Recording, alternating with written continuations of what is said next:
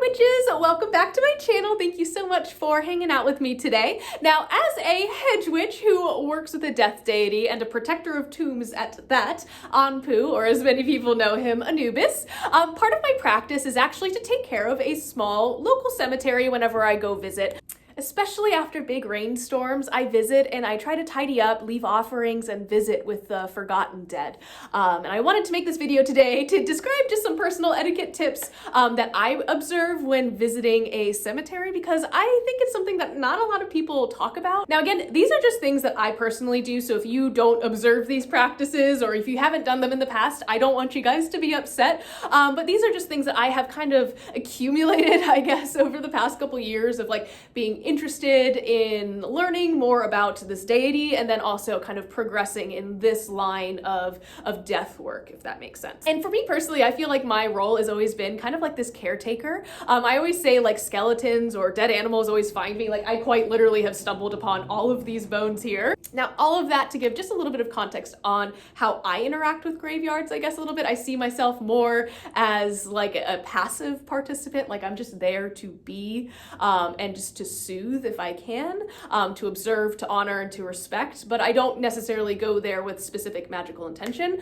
But if you do, that is perfectly fine. Like absolutely live your truth and practice your practice. That's awesome. The first tip that I have for you today is learn the history of the graveyard. I really feel like this is a great way to not only get in touch with the history of the area that you're in, but like the land itself, and pay homage a little bit to the spirits of the land who lived here before, you know, there was settlement. Like learn the history of where you're living. So in addition to learning the history of the graveyard, I also really encourage you to look into who the current caretakers are, along with the rules of that specific cemetery. So different cemeteries have different rules as to like what can be left on, you know, like burial sites, all of that kind of stuff. So just like familiarize yourself. They're pretty standard, I have found, but you know, it's good to know what you can and can't do. That way you're just like not getting into trouble unnecessarily. And I do want to say, I understand that this information isn't always readily available, but I think it's a really good idea to at least like give it a shot. So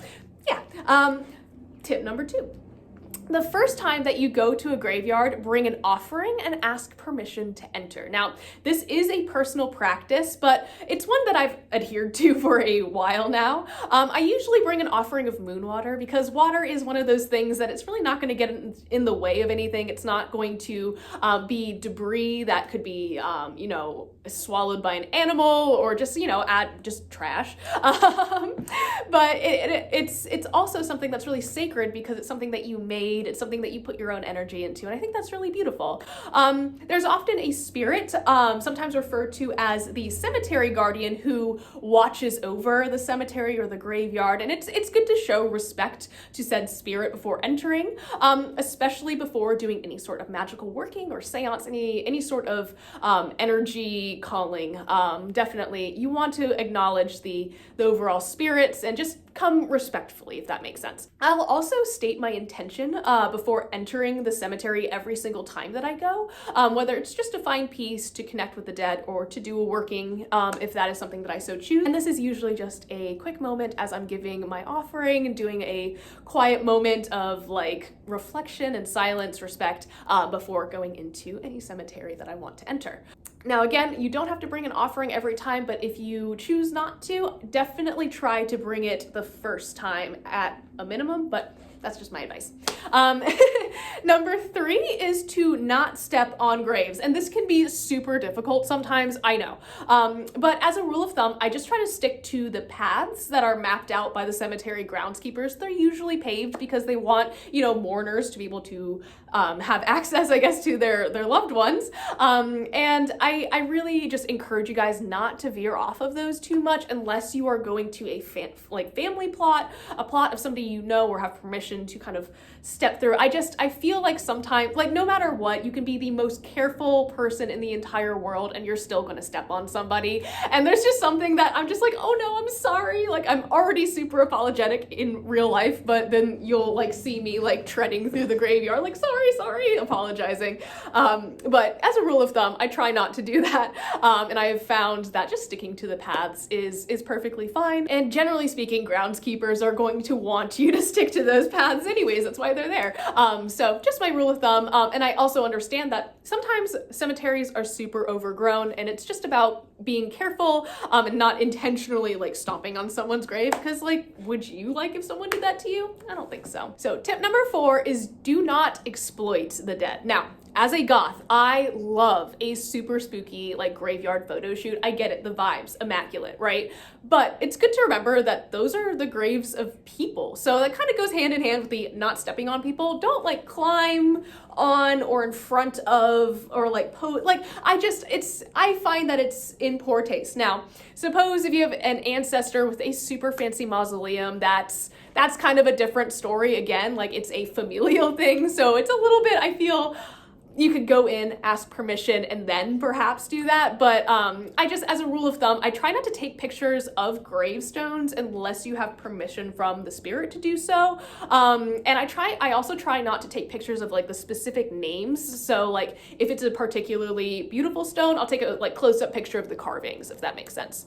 Now, when I say have permission from the spirits, everyone is going to ask, like, what do you mean by that? And I struggle with this question because I feel as though I have claircognizant abilities, and that sometimes like thoughts just like beam into my brain and I get this overwhelming sense of like knowing something. So I'm like, oh yeah, you guys don't just like get a feeling of like knowing if it's okay or not. Like, what do you mean? So that's where I'm coming from. I don't know how to explain it. And I hate that I can't explain it better than that. Like, I wish I had better verbiage to give you guys a better description of the feeling that overcomes me, but it's very like personal and very internal, so hopefully you guys can forgive me for that. Now, if you are a practitioner, you're like, I have no idea what you're talking about, maybe consider bringing a pendulum with you just to do some quick divination, like a yes or no, if it's okay to take pictures in a graveyard or of the gravestone. You can use a pendant just like this one as a like a pendulum. So yeah, just take a quick second to ask first, you know, just be nice. So tip number 5 is do not remove objects from graves. Now, one thing that really just like makes me so sad is when people like clear like shells or coins off the tops of Jewish graves. Like, that is a very specific burial practice, and it's not trash. I see people like cleaning them off, and it drives me nuts. Anyways, I could talk about that for a while, but we're just not going to. Basically, unless it is like really obviously trash and it's somewhere somewhat near the path, like don't remove it from a grave site. I also really encourage you, and I guess I should have said this a little bit earlier, but just like look into other burial practices from like other cultures. It's really neat. So yeah, just try not to disturb the cemetery plots too much. The groundskeepers are there. They have a job. That's what they're there to do. So just let them do that. It's all good. And then finally, the last one is to be quiet and respectful of the dead. So cemeteries are places of rest, right? For people who have crossed over into the next world. And again, as a goth, I know it is super atmospheric and cool. And as a witch, I want to be respectful, right? I tend to dress a little bit more modestly, and I do veil out of respect just to further connect with Anubis. So I try to keep myself like, I don't know, just like modest and respectful because there are other mourners there. So I don't want to be like, hi, I'm here for Instagram. Like, that's just, I don't know. So yeah, those are just some tips of mine. If you have any questions at all, feel free to leave them down below, and I'll see you guys in the next one. Bye.